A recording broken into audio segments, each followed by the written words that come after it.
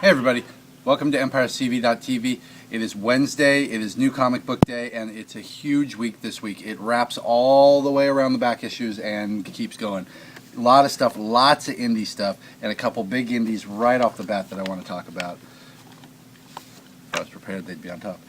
The first one is Mr. Rucka. Excuse me, I got something in my hair. Mr. Rucka and Lark with Lazarus. It is another sci-fi project that's being brought out by some of our favorite creators, and it's set in, I assume, the future. They don't give us much about the world. The world is gone to heck. There are essentially families like kings that are royalty that rule over their serfs, and there's a wasteland filled with a bunch of marauders. We're following one particular family and one girl in particular who has a special ability. Every time she gets killed, she comes back, and she comes back vicious. She comes back almost like an animal, out of control. We get to see her, and this is right in the beginning, so you're not missing anything, or I'm not ruining anything. She's very remorseful about the whole thing. She's trying to find her place in this world. She's trying to find her place within the family that expects a lot out of her, and we'll just see where it goes. But it was good Rucka. It is not the crazy, I mean, after I say she dies and comes back from life, or back to life, it's not the crazy, over-the-top, east of west saga, Star Wars on crack type of book.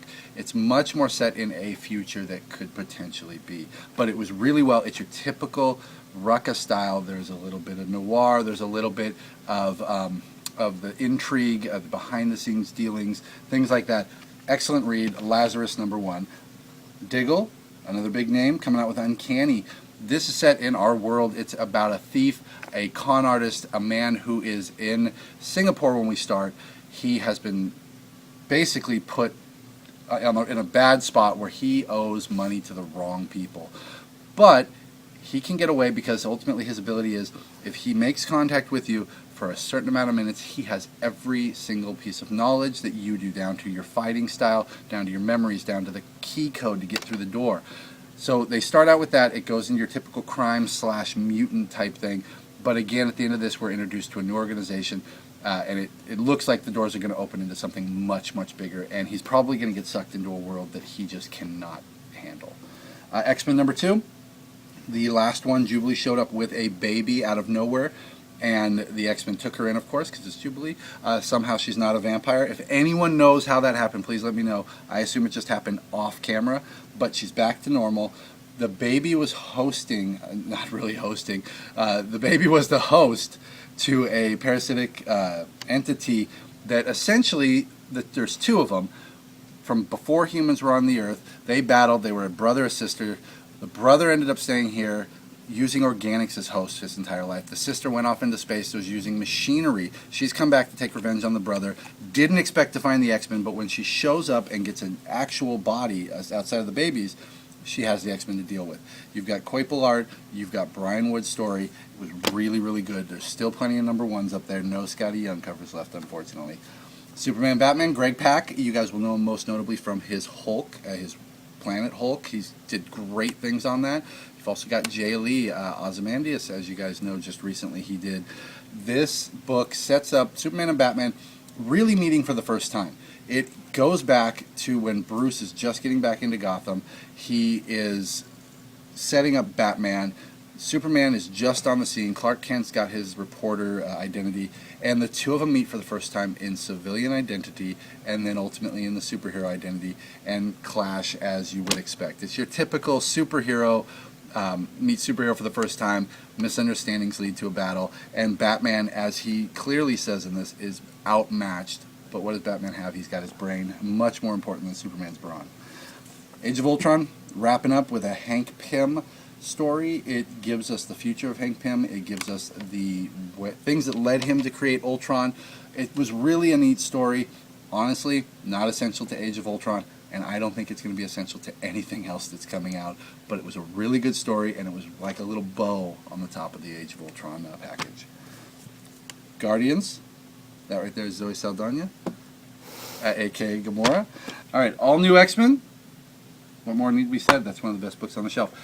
Justice League.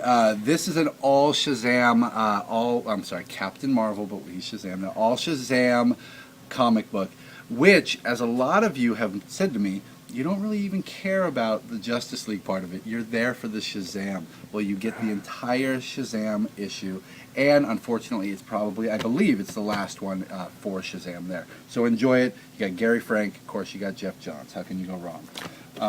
Let's see, Jupiter's Legacy, Millar and Quietly. It's the book about the second generation of superheroes. We've got this golden age of superheroes where they find powers, they go out, they fight the Nazis, they protect the world, their ideals are clean, they're pure. Now we've got a new generation of people who have grown up entitled to, they've got their powers, they think the world is their oyster, and they just don't really care about saving people. It's an interesting book because it's a new take that I haven't personally seen on it, and it's just got, you've still got your classic heroes who want them to do the right thing, and these kids who are fighting it and just doing everything possible to do absolutely nothing. Wake, Snyder and Murphy, not much more need to be said. We did get reorders on it, and they are all available. Larfleeze gets his own first issue. A lot of you are going to say, why? Does he need it? But it's Keith Giffen, so buy it. Red Lanterns, first one in the new take. We've got some more Aquaman. He's alone in the snow. The question was posed yesterday, can Mera control snow since it's ultimately just frozen water? I say yes. Talon's out, Uncanny X-Force. This is a really cool cover. Phantom X, all three of his versions in a family photo. I mean, that is such a twisted little relationship he's got going on. FF, got some Secret Avengers, Ultimate X-Men. It's finally hitting ahead. If you guys have been waiting, if a lot of you dropped off because there was just too much talking, the government has finally attacked Utopia. They're finally moving in, and the X-Men were prepared, led by Kitty Pryde, of course, and the battle starts really in this issue. Wolverine, that's it. Thank you guys. I got nothing. There's nothing else. We got no events. We got, oh yes we do, August 10th we have a Women of Geekery Art and Comic Book Show. That is not the official name, but we're working on it. So that's August 10th, we got that coming up. We've got, if you're going to be at San Diego Comic-Con next month, come over and see us in small press. You'll see me with Trixie Dynamite. You'll see my partner in crime, Heinenu Sulk, the artist of Union Street, right next to me. Thank you very much, you guys, and we'll see you in the shop.